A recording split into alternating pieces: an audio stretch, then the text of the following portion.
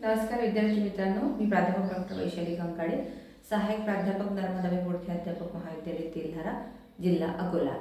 आजच्या या लेक्चरमध्ये आपण BEd 2 वर्षीय अभ्यासक्रम तृतीय व चतुर्थ सेमिस्टर सेकंड इयर यामध्ये असणारा प्रात्यक्षिक भाग, सैद्धांतिक भाग याविषयीची थोडक्यात चर्चा करणार आहोत। आधील व्हिडिओमध्ये आपण प्रथम वर्ष फर्स्ट सेमिस्टर आणि सेकंड सेमिस्टर याविषयी चर्चा केलेली आहे। त्या व्हिडिओची आपल्याला निश्चितच माहिती मिळाली असेल, आपण तो व्हिडिओ पाहिला असेल तर। आज आपण BEd सेकंड इयर संत गाडगेबाबा अमरावती विद्यापीठ अमरावती संलग्नित BEd अभ्यासक्रमातील सेकंड इयरच्या प्रात्यक्षिक भागाचा आणि सैद्धांतिक भागाचा विचार यामध्ये करणार आहोत। तर विद्यार्थी मित्रांनो बघा, द्वितीय सेमिस्टरला आपण काही भाग आंतरवासिता अंतर्गत जो काही केला होता, प्रात्यक्षिक कार्यामध्ये केला होता, तो काही भाग आपल्या तृतीय आणि चतुर्थ सेमिस्टरला सुद्धा कंटिन्युअस मध्ये आहे। त्याची सुद्धा माहिती आपल्याला आजच्या या व्हिडिओमध्ये क्लिअर होणार आहे। तर बघा, आपण म्हटल्याप्रमाणे फर्स्ट सेमिस्टर सेकंड सेमिस्टर यांना जसं फर्स्टला CC101 हा कोड होता सैद्धांतिक भागाला, आणि सेकंड सेमिस्टरला सैद्धांतिक भागांना पेपरला CC201 पासून कोड पुढे होते। तसेच थर्ड सेमिस्टरला CC मीन्स कोर्स 301 पासून काही पेपर्सचे कोड आहेत आणि काही प्रात्यक्षिकाचे सुद्धा कोड आहेत। तर याही सेमिस्टरला मित्रांनो फर्स्ट आणि सेकंड सेमिस्टर प्रमाणे 600 गुण दिले गेलेले आहेत आणि त्याचं बायफर्गेशन आपण आता या चर्चेमध्ये करणार आहोत। तर सर्वप्रथम आपला जो पेपर आहे त्या पेपरचं नाव आहे CC1301। यामध्ये जेंडर, स्कूल्स अँड सोसायटी, शाळा, समाज आणि लिंग याविषयीचा हा पेपर आहे। तर बघा, हा पेपर जो आहे हा एकूण तुम्हाला 50 गुणांसाठी आहे। म्हणजे याचं बायफर्गेशन कसं असणार आहे, 40 गुणांसाठी थिअरी आणि 10 मार्कांसाठी आपल्याला इंटरनल असेसमेंट असणार आहे। तर 40 गुणांसाठीच्या पेपरसाठी आपल्याला 4 युनिट असतात, प्रत्येक युनिटला 10 गुण असतात। त्या प्रत्येक 10 गुणांमध्ये 2 गुणांचे MCQ आणि 8 गुणांचा दीर्घोत्तरी आणि लघुत्तरी भाग हा प्रश्नाच्या रूपात पेपरला आपल्याला दिलेला असतो। 2 तास या पेपरच्या लेखनासाठी दिले जातात। यामध्ये तुम्हाला प्रत्येक युनिटला 10 गुण हे देण्यात आलेले आहे, त्यामुळे प्रत्येक युनिट हा आपल्याला अध्ययन करावा लागतो। एकही युनिट असा नाही की त्या युनिटचा अभ्यास आपण केला नाही तर आपल्याला त्याचे मार्क्स मिळतील। त्यामुळे प्रत्येक युनिटचा वेटेज सारखा असल्याने आपण प्रत्येकच युनिट हा वाचला पाहिजे, त्याचे नोट्स, त्याचा अभ्यास केला पाहिजे। आपण विषयाच्या अंतर्गत युनिटमध्ये जाणार नाही आहोत, आपण एकंदरीत करिक्युलम आउटलाईन आणि त्याचे मार्किंग्स काय, त्याच्यामध्ये काय स्ट्रक्चर आहे याच्याविषयी चर्चा आजच्या व्हिडिओत करतोय। जेव्हा पेपर्सच्या अंतर्गत आपण जेव्हा जाऊ त्यावेळेला ते युनिट्स आणि युनिट्समध्ये असलेला कंटेंट याविषयीची सविस्तर चर्चा आपल्याला ऐकायला मिळेलच। तर या पेपरचा जो भाग आहे त्याच्यामध्ये 2 मार्क्स हे MCQ साठी आहे, 5 मार्काचा दीर्घोत्तरी प्रश्न आहे आणि 3 मार्काचा तुम्हाला लघुत्तरी प्रश्न, असे तुम्हाला 10 गुणांचे 4 युनिट म्हणजे 40 मार्कासाठी हा पेपर आणि हा पूर्ण युनिटचा अभ्यास करणे अनिवार्य आहे। दुसरा पेपर यामध्ये येतो CC302 basic research in education. हा थोडा नवीन पेपर आहे मित्रांनो। या पेपरचं नावच आहे की शिक्षणातील संशोधनाचं बेसिक काय, का गरजेचं आहे संशोधन शिक्षणामध्ये देणं। तर जे काही विद्यार्थी आता MA एज्युकेशन करतील, MEd करतील, त्यांना तर स्पेशलायझेशन आहे, किंवा MSc करतील, MA करतील, त्यांना स्पेशलायझेशनमध्ये हा सब्जेक्ट आहे आता रिसर्चचा। कारण जे काही वर्क आपण करतो आहे, जे काही प्रोजेक्ट्स करतोय, सगळे रिसर्च बेसमध्ये येत असतात। त्यामुळे शिक्षणामध्ये रिसर्चचा किती उपयोग आहे, रिसर्च नेमकं काय आहे, प्राथमिकतेची माहिती काय, आता संपूर्ण अभ्यास आपल्याला या पेपर्समध्ये 4 युनिटच्या अंतर्गत देण्यात आलेला आहे। हाही पेपर तुमचा त्याचप्रमाणे 50 गुणांचा आहे। यामध्ये 40 गुणांमध्ये 10 गुणांचं जे तुम्हाला पेपर्सचं वेटेज आहे त्यामध्ये पुन्हा सेम वेटेज 301 प्रमाणेच आहे। 2 गुणांचे MCQ, 8 मार्कामध्ये तुम्हाला 5 गुणांचा दीर्घोत्तरी आणि 3 गुणांचा लघुत्तरी, याच पॅटर्नप्रमाणे 40 मार्क तुम्हाला पेपरच्या रायटर्नसाठी आहे आणि 10 मार्क्स तुम्हाला इंटरनल असेसमेंटसाठी, असे पुन्हा 50 गुण आपल्याला कुठे मिळतात, थिअरीमध्ये मिळतात। हे झाले 2 पेपर आपले कंपल्सरी सर्वांसाठी सारखे, मग ते कुठल्याही शाखेचा विद्यार्थी असो, BA, BCom, BScचा असो, त्यांना ते समानच पेपर आपल्याला असणार आहे। पण पुढचा जो पेपर आहे त्याबद्दल आपलं कन्फ्युजन थोडं होऊ शकते। बघा, सेकंड सेमिस्टरला आपल्याला CPS मध्ये जो काही पेपर होता 203 आणि 204 हे जे काही पेपर होते हे तुम्हाला ऑप्शनल पेपर म्हणून म्हटलं आहे, पण इलेक्टिव्ह नाही म्हटलं, ऑप्शनल म्हटलेलं आहे. हा शब्द जरी आपण लक्षात घेतला तर तो तसा नाही आहे. त्या ठिकाणी मॅथडॉलॉजी हा शब्दप्रयोग आहे, जी की पेडागॉगी आहे आपली, ज्या पेडागॉगीमध्ये आपले विषय आहेत. जर बी एचे विद्यार्थी असतील तर त्यांच्यासाठी आर्ट्स फॅकल्टीतले जे विषय मराठी, हिंदी, इंग्लिश, उर्दू किंवा इतिहास, अर्थशास्त्र, भूगोल, नागरिकशास्त्र हे विषय आहेत. आणि जे सायन्सचे विद्यार्थी बेसिक BScला त्यांनी अभ्यास केलेला आहे, MScला अभ्यास केला आहे, अशाच जे की विद्यार्थी प्रवेशित आहेत त्यांच्यासाठी सायन्स बेस्ड मॅथमॅटिक्स, फिजिक्स आणि बायोलॉजी या विषयांचा समावेश केला आहे. कॉमर्सच्या विद्यार्थ्यांसाठी अर्थशास्त्र आणि कॉमर्स या विषयांचा समावेश करण्यात आलेला आहे. तर ती मॅथॉडॉलॉजी सेकंड सेमिस्टरला होती. तीच मॅथॉडॉलॉजी पार्ट 2 मध्ये. दुसरा भाग आणि त्याच्यामध्ये पण सिलेबसमध्ये तुम्ही जे वाचताना कन्फ्युजन होते की ए आहे, काही ठिकाणी बी आहे पार्ट, मग बी आणि डी आहे थर्ड सेमिस्टरमध्ये. तर ते त्याच्या अभ्यास पद्धती जी आहे, मेथॉडॉलॉजी आहे, त्या मेथॉडॉलॉजीनुसार त्याला कोडिंग ABCD केलेलं आहे. तुम्हाला लक्षात ठेवायचं आहे, कारण फार विस्तृत अभ्यास हा त्याच्यामध्ये आपल्याला करायची गरज नाही. पण सिलेबसमध्ये जे नाव आहे ते लक्षात घेणं आवश्यक आहे. पेपरच्या वेळेस ते आपल्याला येत असतं आणि त्यावेळेला आपल्याला कन्फ्यूज होऊ शकतं, म्हणून आपण थोडासा भाग तो वाचून घेतला पाहिजे. तर यामध्ये तुम्हाला लक्षात येईल की पुन्हा मेथॉडॉलॉजी सेकंड सेमिस्टर सारखेच पार्ट 2 मध्ये पुढचे युनिट्स तुम्हाला इथे देण्यात आलेले आहेत 303 मध्ये आणि 304 मध्ये. तर या ठिकाणी तुमची जी पहिली सेकंड सेमिस्टरला मेथड होती तीच मेथड इथं कंटिन्यू आहे. पहिली मेथड म्हणून 303 मध्ये जसं मराठी आणि 304 मध्ये इतिहास, जी की तुमची 203 आणि 204 मध्ये होती सेम. तीच मेथड इथं पुन्हा 50 गुणांसाठी तोच पॅटर्न, तोच वेळ, तोच सिलेबस पॅटर्न, त्याच प्रकारचे MCQ, त्याच प्रकारचे लघुत्तरीय प्रश्न तुम्हाला या पेपरमध्ये सुद्धा देण्यात आलेले आहे. तर असे तुमचे हे 4 पेपर. आणि या सेमिस्टरचे एक विशेष म्हणजे या सगळे पेपर यामध्ये तुम्हाला असे दिसून येतील की जे की तुमचे 40 गुणांचे पेपर आहेत आणि प्लस त्याला इंटरनल असेसमेंट 10 मार्क्सचा आहे. तर असे तुमचे 5 पेपर या ठिकाणी आहेत. या सेमिस्टरला तुमचे 5 पेपर या ठिकाणी दिलेले आहेत आणि थर्ड सेमिस्टर आणि फोर्थ सेमिस्टरला हे 5 पेपर तुमचे देण्यात आलेले आहे. हा एक महत्त्वाचा भाग आपल्याला या ठिकाणी लक्षात घ्यायचा आहे. सेकंड सेमिस्टरला पण तुम्हाला त्याच पद्धतीने देण्यात आलं, तर फक्त फर्स्ट सेमिस्टरला तुमचे 4 पेपर दिसतात आणि बाकीच्या सेमिस्टरला 5 पेपर आपल्याला कंटिन्युएशनमध्ये बघायला मिळतात. मग असं का होत आहे? तुमचा असा भाग काय होत आहे? थर्ड सेमिस्टरला जे पेपर आहेत ते 5 आहेत, फोर्थ सेमिस्टरला पण तुमचे जे पेपर आहेत ते 4 आहेत. हा जो आपला भाग या ठिकाणी येत आहे, या भागाचा विचार जर आपण केला तर तो कसा काय आहे, कशा पद्धतीने आहे याचा विचार आपल्याला करावा लागतो. म्हणजे तुम्हाला एक गोष्ट लक्षात येईल की फर्स्ट सेमिस्टरला 4 पेपर आहेत, त्यानंतर तुम्हाला first semester to fourth semester हे 4 पेपर दिसून येतात आणि सेकंड सेमिस्टर आणि थर्ड सेमिस्टरमध्ये 5 पेपर दिसून येतात. तर त्याचं मार्किंग कमी जास्त दिसतं थेअरीमध्ये आणि प्रॅक्टिकलमध्ये अधिक दिसतंय. तर ते कसं दिसतंय? तर ज्या ठिकाणी आंतरवसितेचा भाग आहे किंवा आंतरवसितेवर जास्त फोकस केला त्या ठिकाणी तुमचं प्रॅक्टिकल जास्त मार्काचं आणि थेअरी कमी मार्काची आहे. म्हणून कुठे 4, कुठे 5, कुठे 5, कुठे 4 असा जो काही डिफरन्स तुम्हाला पेपरच्या थेअरीमध्ये दिसतोय तो लक्षात घ्यावायचा आहे. तर या ठिकाणी तृतीय सेमिस्टरला 5वा जो पेपर येतो तुम्हाला DSEC मध्ये, त्यामध्ये स्कूल मॅनेजमेंट आहे आणि त्याला ऑरमध्ये तुम्हाला इकॉनॉमिक्स ऑफ एज्युकेशन आहे. म्हणजे एक तुम्ही शालेय व्यवस्थापन हा पेपर घेऊ शकता किंवा शिक्षणातलं अर्थशास्त्र जे आहे त्या किंवा शिक्षणासाठी अर्थशास्त्र काय आहे याविषयीचा जो पेपर आहे त्या पेपरचा अभ्यास तुम्ही ऑप्शनल पेपरमध्ये करू शकता. त्या पेपरला सुद्धा तुम्हाला 40 गुण प्लस 10 गुण असे 50 गुण आहेतच. ही झाली तिसऱ्या सेमिस्टरची आपली थिअरी, ज्यामध्ये की तुम्हाला थिअरेटिकली भाग सगळा देण्यात आलेला आहे. C 301, 302, 303, 304 आणि 305 आणि 306 हे तुम्हाला ऑप्शनलमधले पेपर्स आहेत.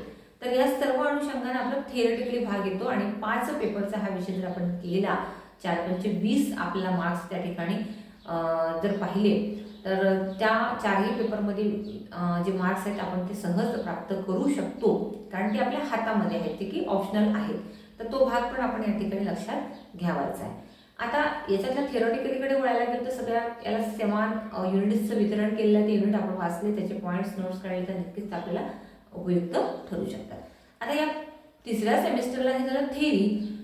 एकूण जर पाहिली 50 गुणांचं पाहिलं तर आपल्याला 250 गुणांचा थिअरेटिकली भाग येतो आणि उर्वरित जे मार्क आहे 600 पैकी ते सर्व आपले कुठे कन्वर्ट होतात तर सर्व मार्क्स आपले जातात आपल्या इंटरनल प्रॅक्टिकल्स मार्कांसाठी कन्वर्ट होताना आपल्याला दिसून येतात. ते कशा पद्धतीने ते आपण बघूया. आता पुढचं जे प्रॅक्टिकल तुम्हाला येतं EPS मध्ये 307 नंबरचं, त्यात अंडरस्टँडिंग सेल्फ नावाचं ते प्रॅक्टिकल आहे. अंडरस्टँडिंग करायचं आहे सेल्फचं. त्याच्यामध्ये काही कंटेंट्स दिलेले आहेत. स्वआकलन माणसाला होणे आवश्यक आहे. स्वआकलन म्हणजे आपल्यामध्ये काय स्ट्रेंथ आहे, वीकनेस आहे, काय चांगल्या गोष्टी आहेत, चांगल्या गोष्टी कशा इम्प्रूव्ह करू शकतो, यासाठी काही स्वतःचे सेल्फ ऑब्झर्वेशन प्रोग्राम यामध्ये सांगितलेला आहे. त्यामध्ये तुमच्या सर्व बारीक सारीक बाबींचा विचार केला जातो की तुमच्यामध्ये क्वालिटीज कोणत्या आहेत, तुम्हाला काय आवडतं, तुमचे हॉबीज काय, तुमचे प्रश्न काय, तुम्ही उत्तरं कशी शोधता, तुम्ही स्वतःचं आत्मनिरीक्षण कसं करता, तुम्ही कोणत्या गोष्टीला फेस कशी करता, तुम्ही कोणत्या गोष्टीवर नियंत्रण कसे करता, याविषयीचे संपूर्ण ऑब्झर्वेशन तुमच्या आणि तुमच्या वर्ग समूहातील काही मित्रमैत्रिणींच्या संदर्भात तुम्हाला हा प्रात्यक्षिकाचा भाग दिलेला आहे. तो यासाठी की जे काही पर्सनॅलिटी आहेत, जे काही व्यक्तिमत्वाचे प्रकार आहेत, हे समजून घेण्यासाठी तुम्हाला हा स्वआकलनाचा भाग प्रॅक्टिकलमध्ये दिलेला आहे. कारण व्यवसाय वृद्धीसाठी किंवा शिक्षण प्रशिक्षणातील जो काही भाग आहे त्यामध्ये ही एक वृद्धी आहे की आपल्याला पहिले ओळखणं आणि जेणेकरून आपण समोरचा जो विद्यार्थी त्याची मानसिकता ओळखून त्याला अध्यापन कसं करावं या दृष्टिकोनातून अंडरस्टँडिंग टू सेल्फ हा जो काही प्रॅक्टिकलचा भाग दिलेला आहे BEdच्या अभ्यासक्रमात, तो अत्यंत महत्त्वाचा आहे. त्याचा सायकोलॉजिकली बेस आपण अभ्यास करणार, कारण स्वतःच्या जाणीवेचा भाग हा प्रत्येकामध्ये असतो. स्वतःची जाणीव आपल्याला जर झाली तर आपण इतर विद्यार्थ्यांच्याही स्वजाणीवेचा अभ्यास करू शकतो, त्याला मार्गदर्शन करू शकतो, त्याला दिशा देऊ शकतो. त्या दृष्टिकोनातून या सर्व प्रॅक्टिकलचा भाग महत्त्वाचा आहे. त्याला सुद्धा 50 गुण या ठिकाणी देण्यात आलेले आहे. त्यानंतर आपली आंतरवासिता पुन्हा जी येते ते सेकंड सेमिस्टरला आपण 75 गुणांना जी म्हटली आहे ती आंतरवासिता थर्ड सेमिस्टरला 150 गुणांची आहे. म्हणजे ते जे काही सैद्धांतिक म्हणा किंवा थेरॉटिकल भागावर जो कमी मार्कांचा वेटेज आहे तो इथे मात्र प्रॅक्टिकलवर जास्त वेटेज देऊन कव्हर करण्यात आलेला आहे. तर इथं 50 मार्काचं तुम्हाला काय आहे, जे की तुम्ही आता सेल्फचं अभ्यास करणार त्याच्याविषयीच आहे, पण एंट्रन्सशिप पार्टवर 150 मार्क आहे. म्हणजे बघा इथेच 200 मार्क्स कव्हर झालेले आहेत आणि वरचे तुमचे 5 विषयांचे 250 मार्क म्हणजे 450 मार्क इथेच कव्हर होतात आणि 150 मार्कासाठी पुन्हा 3 प्रॅक्टिकम्स आपल्याला पूर्ण करावे लागतात, ते पुढे. मग आंतरवासितेमध्ये काय आहे, आपण सेकंड सेमिस्टरच्या वेळेस हा विषय घेतला होता, तर आपल्याला बघावं लागेल की आंतरवासिता काय. तर आंतरवासिता असा भाग आहे की जेव्हा शिक्षक प्रशिक्षणार्थी प्रत्यक्ष शाळेमध्ये रुजू होण्याच्या अगोदर, सेवेला जाण्या अगोदर त्याला शालेय परिसराचा, वातावरणाचा, घटकांचा, अभ्यासक्रमाचा, भौतिक अभौतिक घटकांचा, शालेय सुविधांचा संपूर्ण अभ्यास व्हावा याकरिता जी काही ट्रेनिंग किंवा प्रशिक्षण कालावधी ठरवण्यात येतो त्या कालावधीलाच आंतरवासिता असे म्हटलेले आहे. तर एकूण ही 16 आठवड्यांची जुन्या अभ्यासक्रमात होती. आता या नवीन अभ्यासक्रमामध्ये पण तुम्हाला कंपल्सरी 16 आठवड्यांकरता ही इंटर्नशिप करण्यात आलेली आहे. ती बायफर्गेशन केलेली आहे second semester, third semester and fourth semester. आता ज्या ज्या वेळेला शाळा उपलब्ध होतात त्या शाळांच्या उपलब्धतेनुसार हा प्रॅक्टिकलचा भाग पूर्ण करून घेण्यात येतो.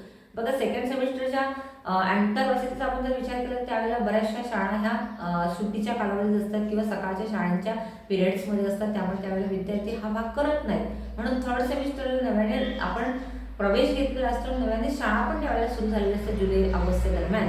तर त्यावेळेला संपूर्ण आंतरवासितेचा भाग सुद्धा काही कॉलेजेस मार्फत किंवा शाळेंच्या मार्गदर्शनाअंतर्गत तो पूर्ण केला जातो. पण ते काय करायचं असतं, तर विविध गट असतात. आपले जे विद्यार्थी आहेत, आपल्या वर्गामध्ये 50 विद्यार्थ्यांची संख्या आहे, तर 50 विद्यार्थ्यांची संख्या लक्षात घेऊन एकंदरीत शाळेचं प्रमाण आणि शाळेमध्ये असलेली विद्यार्थी संख्या लक्षात घेऊन आपल्याला माहिती आहे की शिक्षकांच्या बाबतीत जर विचार केला तर 30 विद्यार्थ्यामागे 1 शिक्षक असतो.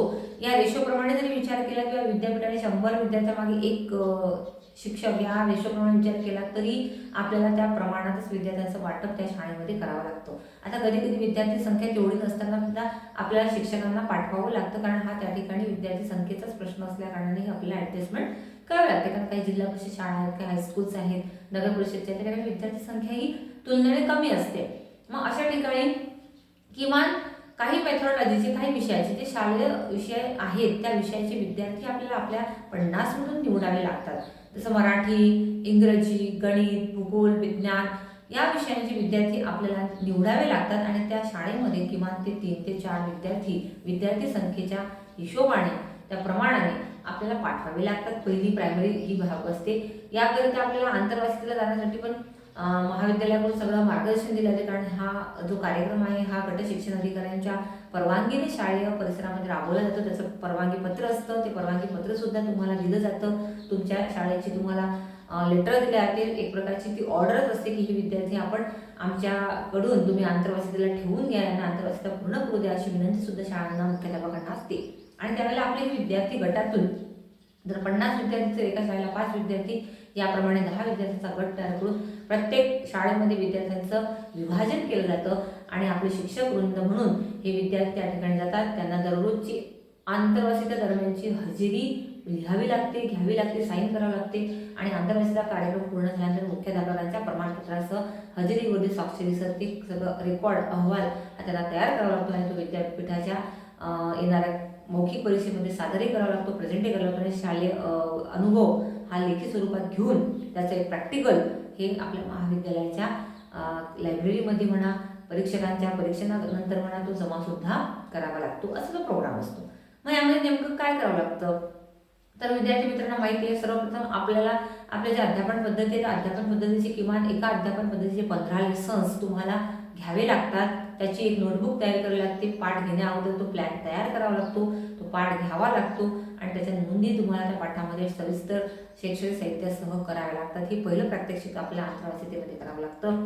अध्यापनाच्या या कार्यानंतर आपण शिकवलेलं अध्यापन मुलांना समजलं का, कारण 16 आठवडे किंवा 12 आठवडे जो काही कालावधी डिस्ट्रीब्यूट केला त्या कालावधीसाठी तुम्ही जेव्हा त्या ठिकाणी काम करत असता त्या कालावधीमध्ये विद्यार्थ्यांनी आपण शिकवलेलं किती ग्रहण केलं याचं मूल्यमापन करण्यासाठी तुम्हाला किमान आपल्या मेथोडॉलॉजीची एक घटक चाचणी विथ ब्ल्यूप्रिंट तयार करावी लागते. घटक चाचणी कशी तयार करतात त्याचं सुद्धा वेगळं प्रात्यक्षिक किंवा त्याचा वेगळा लेक्चर तुम्हाला अटेंड करावं लागतं. त्याच्यामध्ये तुम्हाला माहिती दिली जाते की आपण जे उपघटक घेतलेले आहेत, वर्ग अध्यापनाची जी उद्दिष्टे घेतलेली आहे, जो प्रश्न प्रकार घेतलेला आहे, त्यानुसार आपल्याला काही प्रश्नांची ब्ल्यूप्रिंट तयार करावी लागते आणि त्या ब्ल्यूप्रिंटच्या आधारावर एक प्रश्नपत्रिका तयार करावी लागते आणि ती प्रश्नपत्रिका विद्यार्थ्यांना सोडवण्यासाठी द्यावी लागते. सोडवलेल्या प्रश्नपत्रिकेच्या गुणांकावरून आपण आपल्या अध्यापनाचं मूल्यमापन करू शकतो, विद्यार्थ्यांच्या आकलन क्षमतेचं मूल्यमापन करू शकतो आणि आपल्या अध्यापनात बदल किंवा उपाय सुद्धा सुचवू शकतो. हा भाग येतो दुसरा प्रात्यक्षिक कार्य या आंतरवसितेमध्ये. त्यानंतर ऑब्झर्वेशन्स असतात. आपले जे पियर ग्रुपमध्ये विद्यार्थी असतात, जसं की मराठीच्या अध्यापनाचं कोणी काम करत असेल, कोणी इंग्लिशच्या अध्यापनाचं कार्य करत असेल, तर त्यांचं निरीक्षण करण्याचं काम सुद्धा आपल्याला करावं लागते. हरबाटने सांगितलेल्या पंचपदीनुसार पाठ ते घेतात का, त्यांना मार्गदर्शन करणे, सूचना देणे, फीडबॅक देणे, हे सुद्धा 20 फीडबॅक्स आपल्याला आपल्या वहीमध्ये आपल्या अनुषंगानं मराठी आणि इतिहास मेथडच्या अनुषंगानं पूर्ण करावे लागतात. त्याचं सुद्धा प्रात्यक्षिक कार्य तुम्हाला आंतरवसितेमध्ये असते. त्यानंतर याच्यामध्ये तुम्हाला आणखी येतं की शालेय परिसरात जे काही रेकॉर्ड्स असतात, ज्याला आपण स्कूल दप्तर म्हणू शकतो, शालेय दप्तर म्हणू शकतो, त्यामध्ये विद्यार्थ्यांनी शालेय परिसरात प्रवेश घेतल्यापासून त्यांच्या प्रवेशापासून तर त्यांचा प्रवेश रद्द करेपर्यंत म्हणजे खारिज करेपर्यंत त्यांच्या सर्व दस्तऐवजाचा अभ्यास आपल्याला करावा लागतो. त्याचे नमुने बघावे लागतात. त्यात मग दखल खारिज असेल, प्रवेश नोंद असेल, विद्यार्थी हजेरी असेल, शिक्षक मास्टर्स असतील, त्यानंतर गुणदान पत्रक असतील, पगार पत्रक असतील, भविष्य निर्वाह निधी पत्रिका असतील, सेवा पुस्तिका असतील, ज्या काही दस्तऐवजांचा अभ्यास करायचा आहे तो आपल्या शालेय परिसरात तो करायचा आहे. त्याच्या नोंदी घ्यायच्या आहेत, त्याचे फॉर्मॅट्स मिळवायचे आहेत, ते सुद्धा तुम्हाला प्रॅक्टिकली या आंतरवसिते दरम्यान करावं लागतं. हे झालं काही टेक्निकल भाग. त्यानंतर तुम्हाला निकालपत्रक कसा तयार करतात, एकूण वेळापत्रक कसं तयार केलं जातं, वेळापत्रकाची रचना कशी असते, टीचिंग एड्स कसे तयार केले जातात, जे शालेय अध्ययनामध्ये मागास विद्यार्थी त्यांना अध्ययनात कसे आणले जाते, त्यासाठी कोणते उपक्रम राबवले जातात, शालेय परिसरात विविध सण, जयंती, उत्सव, परिपाठ कसे साजरे केले जातात, सामुदायिक कार्य कसं केलं जातं, गटकार्य कसं केलं जातं, प्रकल्प कसे केले जातात, याविषयी सर्व माहिती या आंतरवसितेमध्ये आपल्याला घ्यायची असते. विविध खेळ, स्पर्धा, बौद्धिक, त्यानंतर शारीरिक अशा प्रकारच्या खेळांचं आयोजन करावं लागतं. त्याचप्रमाणे सांस्कृतिक कार्यक्रमांचं सुद्धा आयोजन करावं लागतं. विविध तज्ज्ञ मार्गदर्शक लोकांची व्याख्यानं तुम्हाला ठेवावी लागतात आणि एकंदरीत हा कालावधी अतिशय संपन्न समृद्धपणे तुम्हाला करावं लागतं. त्यामध्ये मग काही विद्यार्थ्यांना जबाबदाऱ्या सुद्धा दिल्या जातात की आपण मुख्याध्यापक या भूमिकेत काय काम करावं, शिक्षक या भूमिकेत काय करावं, क्लरिकलच्या भूमिकेमध्ये कसं काम करायचं, पिऊनच्या भूमिकेत कसं काम करायचं आहे, वर्ग शिक्षक आहे, विषय शिक्षक आहे, कला शिक्षक आहे, पीटी शिक्षक आहे, संगीत आहे, म्युझिक आहे, ह्या वेगवेगळ्या शिक्षकांच्या भूमिका कशा अदा करायच्या असते याचा एकंदरीत रंगीत तालीम एखाद्या प्रशासनात एखाद्या सेवेत जाण्या अगोदर विद्यार्थ्यांना प्रशिक्षण कालावधीमध्ये दिली जाते ती म्हणजे सर्व आंतरवासित असते आणि याला एकूण 375 गुण आहेत. पहिल्या सेमिस्टरला शाळा भेट आहे, दुसऱ्या सेमिस्टरला पुन्हा शाळा भेट आहे, आणि दुसऱ्या सेमिस्टरला आंतरवासितला पुन्हा 75 मार्क आहे. त्यानंतर तिसऱ्या सेमिस्टरला 150 मार्क आणि चौथ्या सेमिस्टरला पुन्हा 150 मार्क, म्हणजे 375 निव्वळ आंतरवासितासाठी आणि शाळा भेटीचे 100 म्हणजे जवळपास 500 मार्क फक्त शाळेच्या अभ्यासावर आपल्याला दिसून येतात. एवढं मोठं वेटेज या आंतरवासितेमध्ये, शाळेच्या ऑब्झर्वेशनमध्ये, शालेय कामकाज समजून घेण्यासाठी आपल्याला प्रशिक्षण कालावधीमध्ये देण्यात आले. याच्यावर तुमच्या लक्षात येतं की शाळा ही अध्यापकाच्या जीवनात किती महत्त्वाची आहे. ते प्रॅक्टिकल आहे आंतरवासिता प्रात्यक्षिक. त्यानंतर याच्यामध्ये तुम्हाला एक प्रॅक्टिकल आहे ते म्हणजे P309 नावाचं. याच्यामध्ये तुम्हाला टूल्स ऑफ लर्निंग आहे. म्हणजे कोणती लर्निंग आहे तर ऑनलाईन लर्निंग आहे, ई लर्निंग्स आहे. कारण आता मधल्या काळामध्ये आपण जर विचार केला की कोरोनाच्या काळामध्ये आपण सर्वजण एकमेकांपासून आयसोलेटेड झालो होतो, आपल्याला एका ठिकाणी जमता येत नव्हतो. अशा वेळेला आपण अध्यापनाचं, अध्ययनाचं आणि सर्व प्रकारच्या परीक्षांचं शेड्यूल पाहिलं असेल तर त्यामुळे तुम्हाला लक्षात येईल की आपण सर्व ऑनलाईन मोडमध्ये गेलो होतो. बऱ्याचशा गोष्टी आपण जे शिकलो नव्हतो ते आपल्याला या 2 वर्षाच्या कालावधीमध्ये शिकायला मिळालं. जसं की गुगल फॉर्म कोणाला माहिती नव्हता, गुगल मीट कोणाला माहीत नव्हती, झूम मीट कोणाला माहीत नव्हती, वेबएक्स वेबिनार्स वगैरे हे माहिती नव्हते. ते आपण या कालावधीमध्ये शिकलो आहे. वर्ड, एक्सेलमधले काम करणे, टाईप्स करणे, ऑनलाईन टीचिंग करणे, व्हिडिओ लेक्चर्स करणे, ऑनलाईनवर बोलणे, व्हिडिओ कॉल्सवर बोलणे, ह्या बऱ्याचशा गोष्टी आपण या कोरोनाच्या काळात शिकलो. ही देणगी आपल्यासाठी टेक्नॉलॉजीची. मग आत्ताच्या काळात सुद्धा कधी कधी आपण विद्यार्थ्यांपर्यंत जर पोहोचू शकत नाही तर मोबायलिटी आता खूप आलेली आहे. तर त्यामध्ये आपण जर पाहिलं तर आपण त्या ठिकाणापर्यंत पोहोचू शकतो ज्या ठिकाणी कोणी पोहोचत नाही.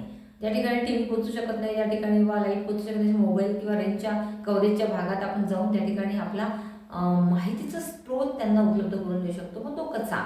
मग ई लर्निंग सोर्सेस कसे वापरता येतील? त्याच्यामध्ये मग गुगल क्लासरूम आहे, त्यानंतर ऑनलाईन लेक्चर्स आहे, व्हिडिओ लेक्चर्स आहे, व्हर्च्युअल क्लासरूम्स आहेत, ऑनलाईन एक्झामिनेशन्स आहेत.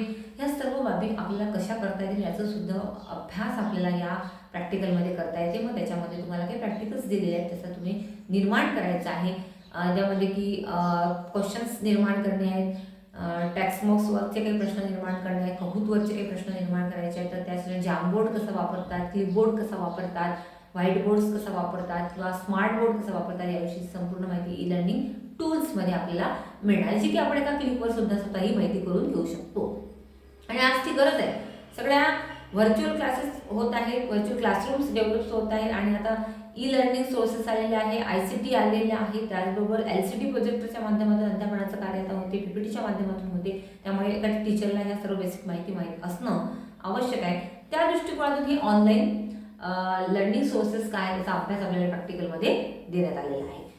त्यानंतरचं प्रॅक्टिकल याच्यामध्ये शेवटचं 3rd सेमिस्टर म्हटलं जे आहे योगा आणि एज्युकेशन्स.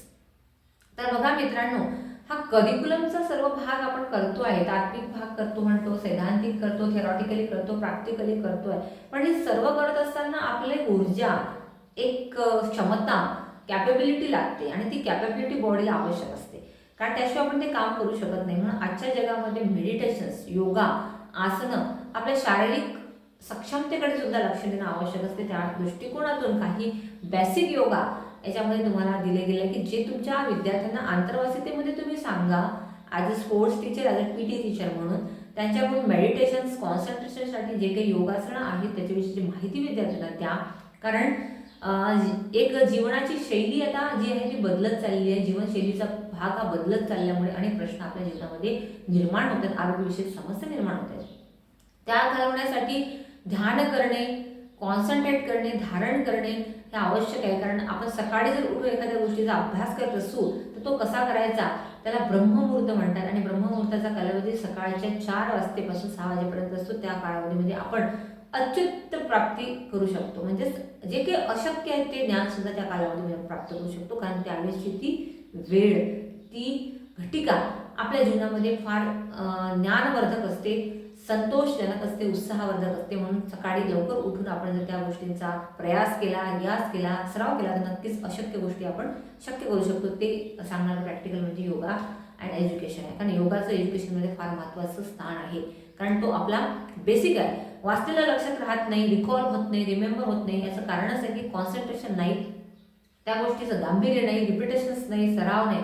कारण प्राचीन काळातल्या ज्या पद्धतीच्या चिंतन, मनन, पठन आणि त्याचं सराव ह्या ज्या काही पद्धती होत्या त्या पद्धती आता कुठेतरी लोप पावत चालल्या. आपण ॲडव्हान्स होत आहे, आपलं संपूर्ण आयुष्य एका क्लिकमध्ये येऊन पोचलेलं आहे. एका टेक्नॉलॉजीच्या हातात आपण सगळं आपलं जीवन, आपली मेमरी दिलेली आहे. त्यामुळे ह्या सगळ्या गोष्टींचा आपल्याला विसर पडतो. म्हणून त्या दृष्टिकोनातून आपल्याला योगाचं महत्त्व जाणून घ्यासाठी सुद्धा हे प्रॅक्टिकल दिलेलं आहे. म्हणजे थोडक्यात तुमच्यासमोर समराईज झालं असेल की तिसऱ्या सेमिस्टरला काय आहे. तर तिसऱ्या सेमिस्टरला तुम्हाला एकूण 5 पेपर आहेत. त्यामधले 2 पेपर तुम्हाला कंपल्सरी आहे, 2 मेथडॉलॉजी आहे आणि 1 पेपर तुम्हाला इलेक्टिव्ह स्वरूपाचा आहे आणि त्याला समान गुण या सेमिस्टरला देण्यात आलेले दिसून येतात. पहिल्या सेमिस्टरला तुम्हाला 4 पेपर पाहायला मिळतात, अभ्यासाला मिळतात. दुसऱ्या सेमिस्टरला पुन्हा 5, तिसऱ्या सेमिस्टरला 5 आणि चौथ्या सेमिस्टरला पण 5 विषयांचा आपण अभ्यास करणार आहोत.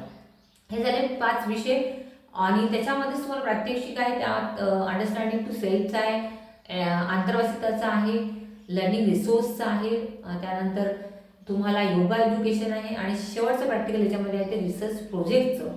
म्हणजे त्याला आपण हे म्हणू शकतो कृती संशोधन.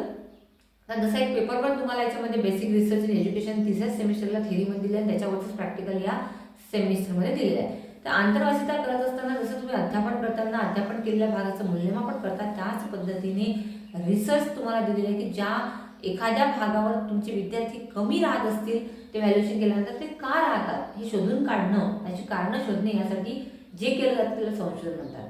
कारण एखाद्या गोष्टीचा शोध लावणे, नव्याने शोध लावणे हे रिसर्चमध्ये येत असतं.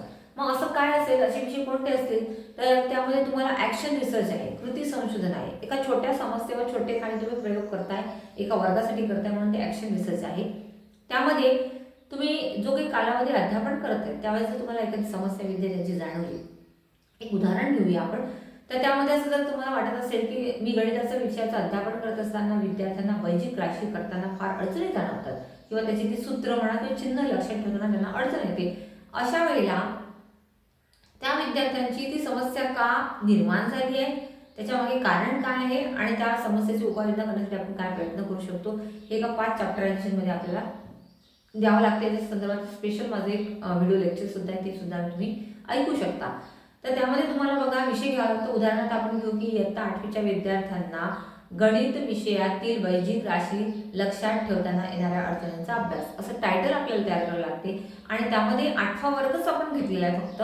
आणि एखाद्या शाळेचं असेल तर शाळेचं मेन्शन सुद्धा करू शकतो की तेलधऱ्यातल्या शिवाजी शाळेतील इयत्ता 8वीच्या विद्यार्थ्यांना, असाही उल्लेख आपण टायटलमध्ये करू शकतो. म्हणजे आपलं टायटल कसं होईल तर श्री शिवाजी विद्यालय तेलधरा येथील इयत्ता 8वीच्या विद्यार्थ्यांना गणित विषयातील वैजिक क्रिया करताना येणाऱ्या अडचणींचा अभ्यास, असं टायटल आपलं बनेल. ते रिसर्च टायटल आहे. आणि त्या अनुषंगानं मग तुम्हाला प्रस्तावना, प्रकरण, त्यानंतर संबंधित साहित्याचा आढावा, संशोधनाची पद्धती, त्यानंतर माहिती संकलन, त्यानंतर त्याचे निष्कर्ष व शिफारशी, 5 चॅप्टरांमध्ये त्याचं फॉर्मॅट मांडावं लागतं, त्याचं आराखडा तयार करावा लागतो, तसाच तुम्हाला अहवाल सुद्धा तयार करावा लागतो. मग ही समस्या निवडल्यानंतर किंवा समस्या फाईंड झाल्यानंतर तुम्हाला त्याच्याविषयीची प्रस्तावना करावी लागते. त्यामध्ये त्याची उद्दिष्ट ठेवावी लागतात, त्याचं शीर्षक ठरल्यानंतर उद्दिष्ट ठरावं लागतात, त्याची चले, गृहीतके, त्याच्या कार्यात्मक व्याख्या असतील, त्याची मर्यादा व्याप्ती असेल, परिकल्पना असेल, ह्या जर त्या विषयाला लागू असतात ते सगळं पहिल्या चॅप्टरमध्ये तुम्हाला मांडाव्या लागतात. आता त्यात परिकल्पना, गृहीतक, चल, उद्दिष्ट काय हे सविस्तर तुम्हाला त्या प्रॅक्टिकलमध्ये केल्यानंतर लक्षात येईल. त्याचा एक व्हिडिओ सुद्धा माझ्याकडे आहे, तो सुद्धा मी तुम्हाला ऐकवण्यासाठी तयारच आहे. तुम्ही तो ऐकू शकता, तो यूट्यूबला तुम्हाला नक्कीच पाहायला मिळेल. तर यामध्ये त्या पद्धतीने जावं लागतं. मग या विषयाच्या आधारावर कोणी संबंधित संशोधन केलं आहे का ते दुसऱ्या प्रकरणात तुम्हाला बघावं लागतं. आणि तिसऱ्याच प्रकरणामध्ये ही समस्या दूर करण्यासाठी उपाययोजना जर करायची असेल तर पहिली समस्या काय ते समजून घेण्यासाठी तुम्हाला काही विद्यार्थी निवडावे लागतील, पद्धती निवडावी लागेल. त्या विद्यार्थ्यांकडून ते संशोधनाचं साधन वापरून माहिती कलेक्ट करावी लागेल आणि कलेक्ट केलेल्या माहितीच्या आधारावर तुम्ही संकलित माहितीच्या आधारावर निष्कर्ष किंवा शिफारशी काढू शकता आणि त्याच्यातून तुम्ही त्यांना मार्गदर्शन करू शकता. असं जे प्रॅक्टिकल आहे ते कृती संशोधनाचं प्रॅक्टिकल तुम्हाला यामध्ये अभ्यासायला मिळेल. त्याचा अभ्यास तुम्ही त्या ठिकाणी करू शकता, कृती संशोधन किंवा रिसर्च प्रोजेक्ट या प्रॅक्टिकलमध्ये. असे तुम्हाला सर्व प्रॅक्टिकल तिसऱ्या सेमिस्टरला आहे आणि त्याचा अभ्यास आपण करणार आहोत. त्यानंतर मित्रांनो लगेचच तुमच्यासाठी याच वर्षामध्ये दुसरं येते सेमिस्टर 4th. तिसरा सेमिस्टरचा कालावधी जानेवारीमध्ये संपल्यानंतर तुम्हाला चौथ्या सेमिस्टरची पूर्व तयारी करायला लागते. तर त्यामध्ये तुम्हाला सगळ्यात महत्त्वाचं म्हणजे सेमिस्टर 4 सुरू झाल्यानंतर यामध्ये सगळ्यात जास्त टेन्शन असतं ते फायनल लेसन्सचं. कारण ते फायनल लेसन हे संपूर्ण 2 वर्षाच्या मेहनतीची फलश्रुती म्हणून असते. कारण फायनल लेसनमध्ये 2 मेथडचे पेपर्सच नसतात किंवा मेथडचे प्रॅक्टिकल्स नसतात. तर ओव्हरऑल तुम्ही 3 सेमिस्टरमध्ये काय काय केले, काय प्रॅक्टिकल्स केले याचं सुद्धा परीक्षा द्यायला होत असते. आता आपण कोर पेपर्स काय ते पहिले बघू, मग प्रात्यक्षिक काय असेल त्याच्याविषयीची चर्चा सुद्धा करणार आहोत. तर बघा मित्रांनो, CC 401 आपण बोललोच होतो त्याप्रमाणे याचं चौथं सेमिस्टर असल्यामुळे 401 पासून पेपर्सचे कोडिंग सुरू होतात. CC 401 हा कंपल्सरी कोर पेपर आहे. त्याचं नाव आहे नॉलेज अँड करिक्युलम, ज्ञान आणि अभ्यासक्रम. या पेपरचं स्वरूप जे आहे ते 80 मार्काचं आहे. कारण हा मोठा पेपर आहे, 5 युनिटचा पेपर आहे, 100 मार्काचा वेटेज आहे. आणि सेम आपण फर्स्ट सेकंड थर्ड सेमिस्टरमध्ये 100 मार्काचा पेपर आहे. 50 मार्काच्या पेपरसाठी जे वेटेज पाहिलं होतं म्हणजेच 80 थेअरीमध्ये 10 प्रॅक्टिकममध्ये आणि तिकडे 80 थेअरी आणि 20 प्रॅक्टिकममध्ये असं जे पॅटर्न पाहिलं होतं आपण 4 आणि 5 युनिटसाठी, तेच सेम इथं फॉलो केलेलं आहे. त्यामध्ये ज्ञान काय, अभ्यासक्रम काय याविषयीची सगळे युनिट्स तुम्हाला दिलेले असतील ते स्वतंत्र त्या पेपरच्या अनुषंगाने येणाऱ्या लेक्चर्समध्ये तुम्ही वाचू शकता, अभ्यासू शकता. त्यानंतर दुसरा पेपर जो येतो CPS येतो, क्रिएटिंग अँड इन्क्लुझिव्ह एज्युकेशन. हा दुसरा पेपर आहे. त्या पेपरला तुम्हाला सेम वेटेज आहे, पहिल्या पेपरसारखंच 5 युनिट म्हणजे 100 गुणांचं वेटेज त्याला दिलेलं आहे. त्याच्यामध्ये इन्क्लुझिव्ह एज्युकेशनच्या संदर्भात सर्व युनिट्सचा 5 युनिटचा समावेश करण्यात आलेला आहे. तिसरा पेपर जो CPS 403 त्याच्यामध्ये क्रिएटिंग अँड इन्क्लुझिव्हचा तसाच पेपर तुम्हाला 402 मध्ये लँग्वेज अक्रॉस द करिक्युलम हा पेपर होतो आणि CPS 3 मध्ये तुम्हाला क्रिएटिंग अँड इन्क्लुझिव्ह हा पेपर होतो.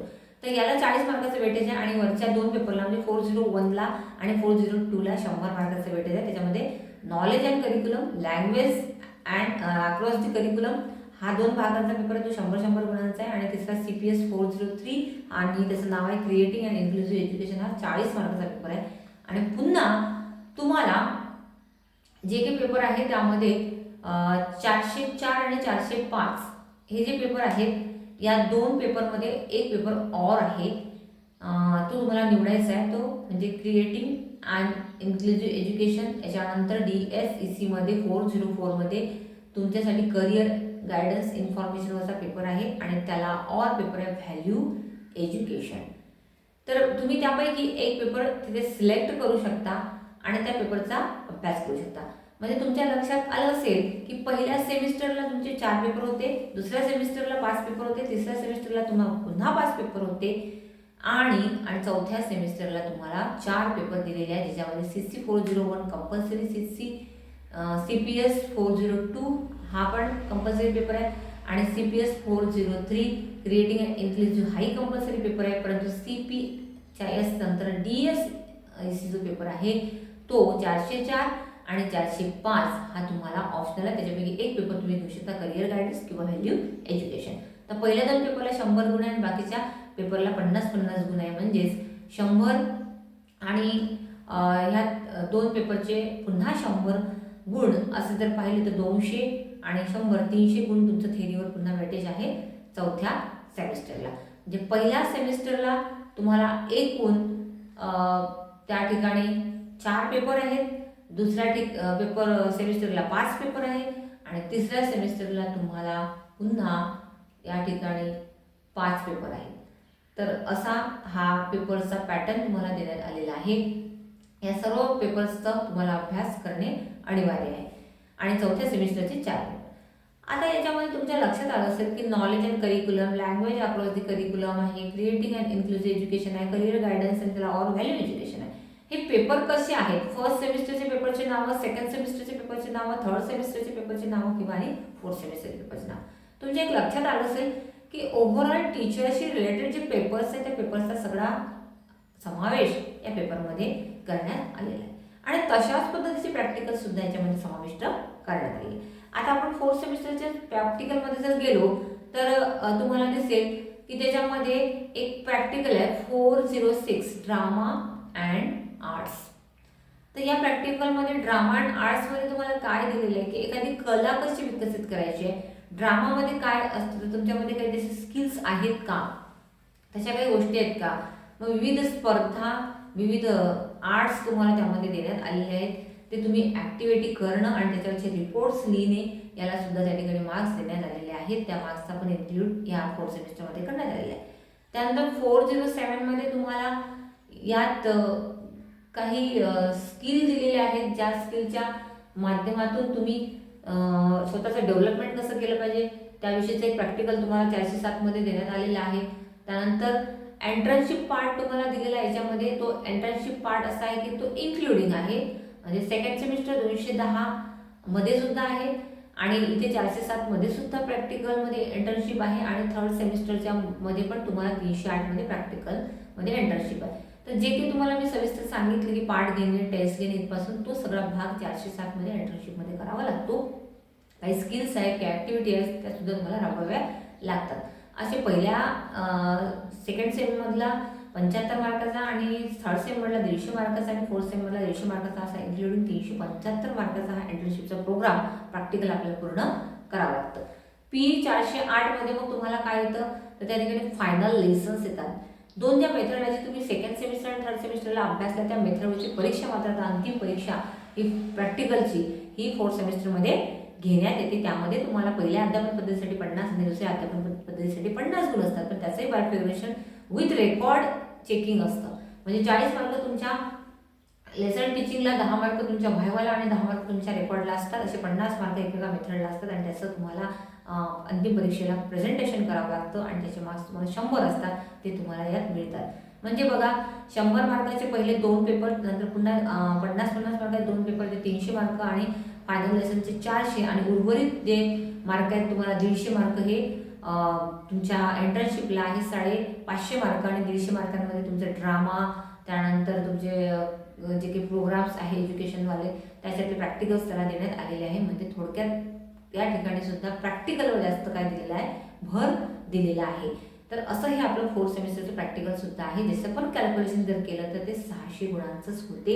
100 गुणांचा पहिला पेपर, 100 गुणांचा दुसरा पेपर, त्यानंतर पुन्हा तुमचे जे पेपर आहे 2 त्या पेपरचे पुन्हा 100 गुण, असे 300 गुण, फायनल लेसनचे 400 गुण, त्यानंतर 150 गुण तुम्हाला पुन्हा एंट्रन्सशिपला असे 550 गुण, ड्रामाला तुम्हाला 50 गुण आहेत आणि तुमच्या फायनली ऑब्झर्वेशनला सुद्धा मार्क्स त्यामध्ये देण्यात आलेले आहेत. असं सर्व मिळून तुमचे 600 गुण त्या ठिकाणी एकत्रित आहेत. असे प्रत्येक सेमिस्टरचे 600 गुण जर पकडले तर ओव्हरऑल तुमची ही जी B.Edची डिग्री आहे ती 2400 गुणांची पूर्ण होताना दिसते. तर असा हा आपला डिग्री प्रोग्राम आहे आणि याच्यामध्ये 4 सेमिस्टर आहे. मी त्याची फक्त रूपरेषा तुमच्यासमोर मांडलेली आहे. प्रत्येक सेमिस्टर, प्रत्येक विषयावेळेस आपल्याला वेगवेगळं त्या ठिकाणी जावं लागेल, त्याचे लेक्चर्स तुम्हाला अटेंड करावे लागतील. तर इथपर्यंत ही माहिती होती पहिल्या सेमिस्टरची, दुसऱ्या सेमिस्टरची आधीच्या लेक्चर्समध्ये मी दिलेली आहे आणि तिसऱ्या आणि चौथ्या सेमिस्टरची आजच्या या लेक्चरमध्ये आपल्याला माहिती देण्यात आलेली आहे. धन्यवाद.